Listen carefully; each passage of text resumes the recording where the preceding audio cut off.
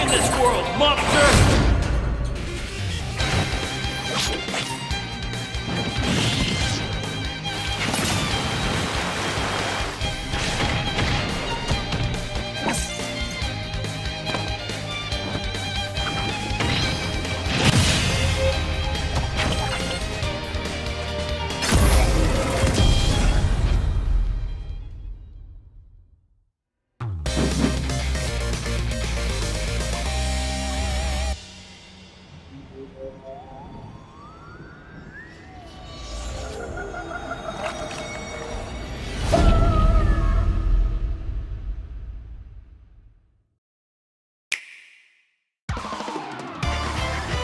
Hello, I'm Masahiro Sakurai from Sora Limited.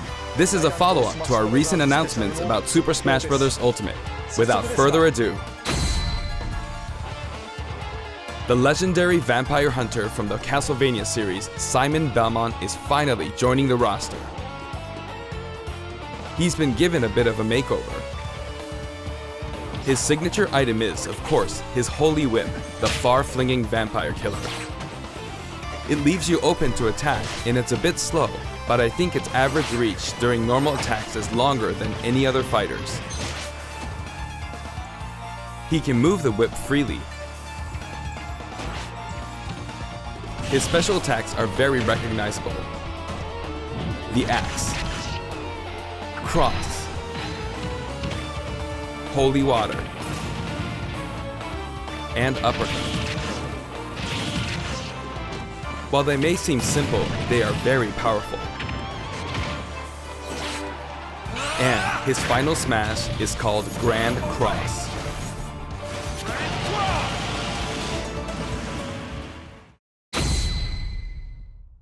Simon's stage is none other than Dracula's Castle. It's the darkest of stages in Super Smash Bros. Ultimate. When an attack hits one of the candlesticks, an item will appear. In this stage, bosses from across the Castlevania series will rear their ugly heads. They make Dracula's castle feel true to the world from whence they came.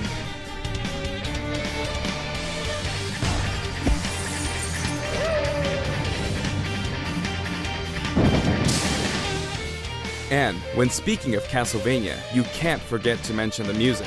For this stage, we will incorporate 34 music tracks, including new and classic tunes. The Castlevania series is very popular among our music team, and they were excited to work on these arrangements. Once in a blue moon, Simon's immortal rival will appear.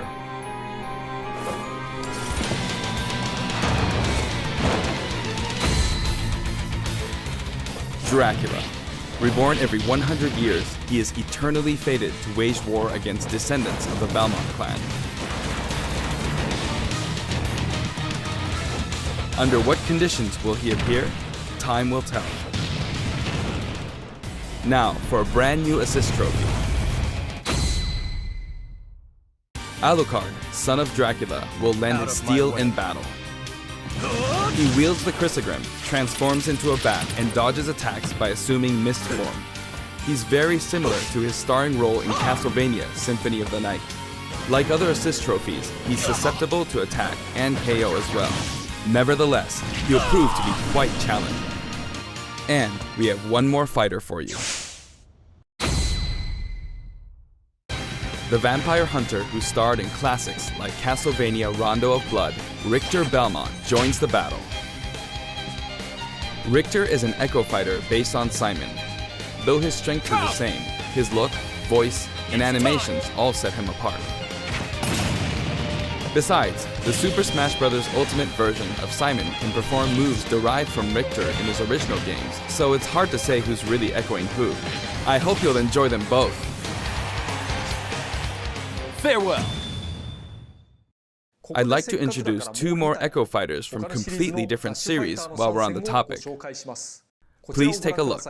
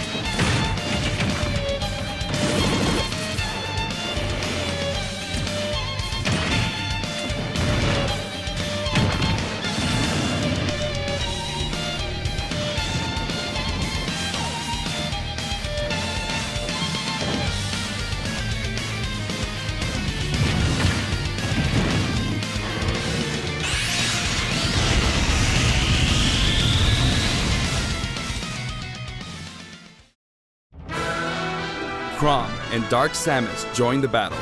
You may have seen this coming. Both fighters have been highly requested. They're each slightly different than the fighters they're based on, so pick whoever you enjoy most. As you can see, depending on your settings, you can either display all Echo fighters separately on the fighter select screen or stack them with the fighters they're based on. When stacked, you can switch between them with the press of a button. This time, we plan to reveal the design of every fighter before the game launches. We'll have a few more to announce later, so stay tuned. For stages, we're mainly including returning favorites. Allow me to introduce some of the stages we haven't shown before.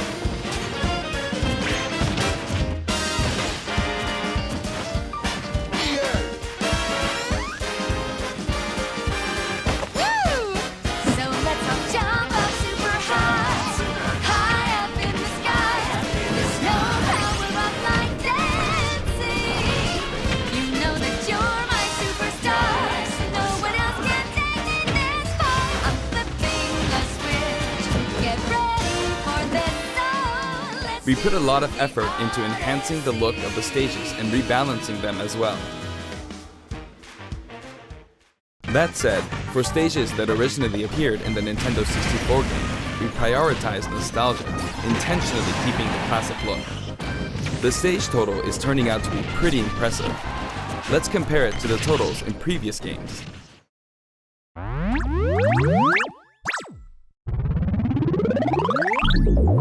Now the total number of stages is, voila, 103. We must be crazy. If we exclude Battlefield, Final Destination, and Big Battlefield, we'd have exactly 100. But take a look at the stage select screen. Every stage can also be transformed into both Battlefield and Omega forms, so the total number of stages is actually more than 300. All of these stages can be played in 8-player battles, and they are all available from the beginning. Additionally, you have the option to turn off stage hazards. When you're looking for a change of pace and don't want to be interrupted by hazards, select this option for a less chaotic experience. Also, the order of the stages matches the order in which they were introduced in the series, just like the fighters. Regarding stages, we have a little surprise. Please take a look.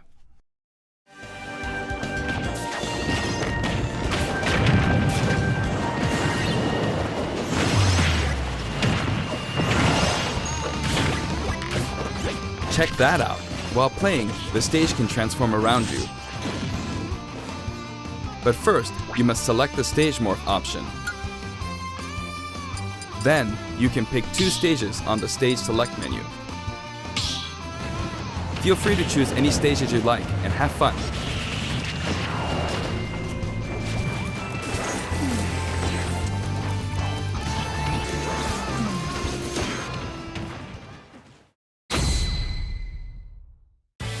For the player who wants it all, My Music lets you select specific tracks for each stage, and this feature is making a return. Until now, each stage had its own set of music tracks. But this time, the tracks are organized by series instead. For example, as long as you're playing on a stage based on the Legend of Zelda series, you can pick any of the tracks included from that series. Now for the total number of music tracks from stages. This is also ultimate.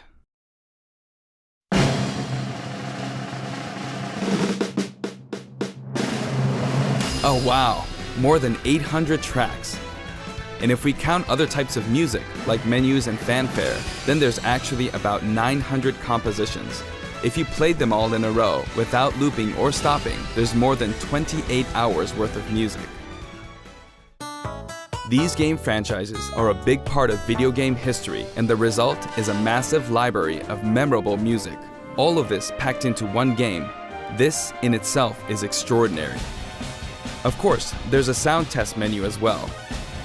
For your browsing pleasure, we've sorted all of the tracks by game series.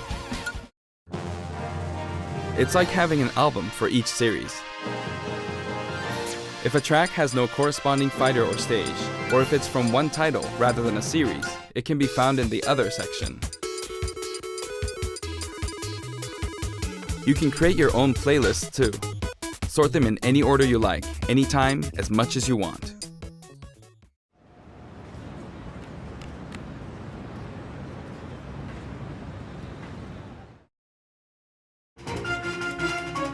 In handheld mode, you can play music while the screen is turned off. It's kinda like using your Nintendo Switch as a music player. A huge variety of music has been collected for the game, and you can sample some of these tracks on the official website. We're planning to add selections basically every week, so please stay tuned. Some of you may have experienced the game already, but I'd still like to show you some things about the multiplayer battle rules. Now the first thing you will select is the rules. If you create your own rule set, you can immediately begin playing with those rules at any time. In addition to time battle and stock battle, stamina battle is now treated as one of the standard Smash modes.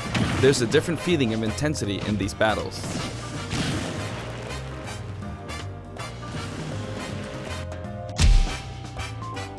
This time, stage selection comes before fighter selection. This way, you can pick a fighter based on how well suited they are for the stage. Or let the last battle's loser pick the next stage to even the odds. In sudden death, you not only start with 300% damage, but the camera will steadily zoom in. This creates a nice sense of urgency.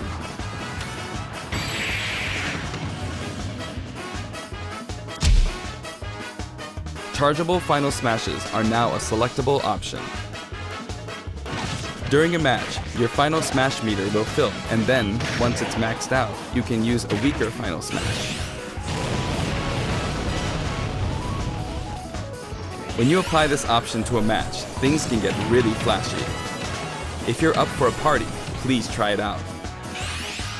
By the way, no two final smashes will happen simultaneously.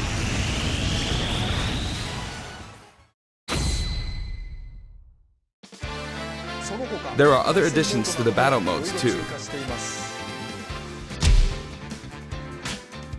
We've added in Squad Strike. It's a 5-on-5 or 3-on-3 elimination style battle to decide the winner. Each player will use 5 consecutive fighters in one battle, but it might be fun for multiple players to take turns as well. We're also including tourney mode. Choose the number of players and CPU participants, and the game will automatically structure a tournament bracket. Up to 32 players can join the tournament, so it's great for parties too. We're adding a special Smash mode called Smashdown. After a battle in this mode, the previously selected fighters will no longer be available to use in the next battle, so each player must select a different fighter. It definitely pays off to be skilled with multiple fighters. You could also strategically pick a fighter your opponent is good with before they can. The new training mode will feature an exclusive stage. We've displayed a grid so it's easy to measure distance and more. You can also display launch distance. The red line predicts your trajectory at 0% damage, and the blue line is for 100% damage. The fighter's weight is factored in at the moment of impact.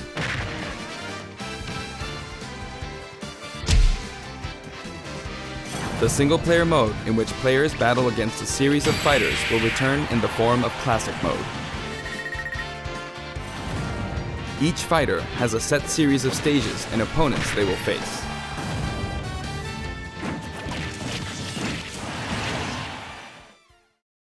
Now, let me introduce you to some new items, Pokemon, and assist trophies.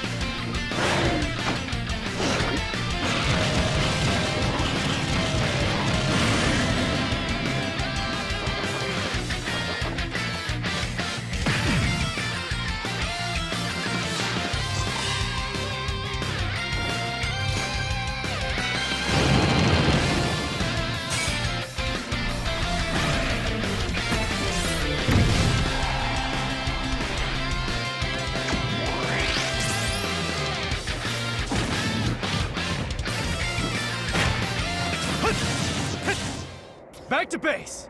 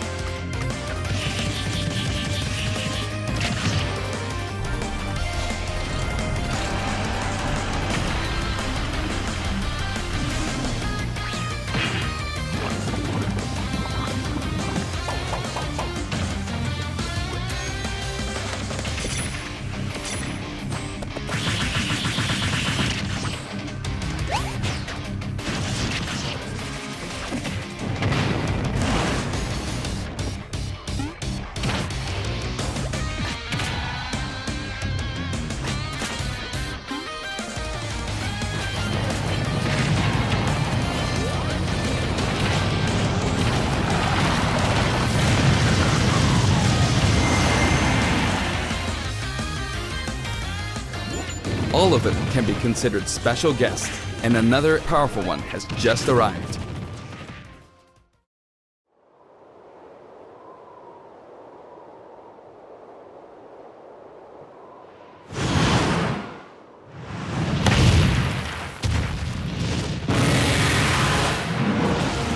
From the Monster Hunter series, Rathalos swoops in. He appears as a boss, but he can also show up as an assist trophy. Actually, he's the first character to appear as both.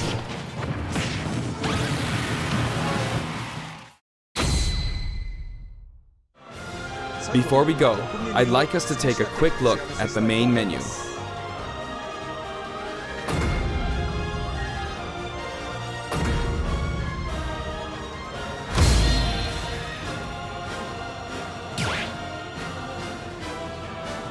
As you can see, there's a mysterious mode here, but we can't talk about that just yet. Also, there's a dashboard on the right side of the screen. This can be accessed at any time by pressing the ZR button. Options and control descriptions are listed here as well. That's all for today's announcement. The entire development team is putting all of their energy into finishing the game, so please be patient until launch day. Thank you so much for watching.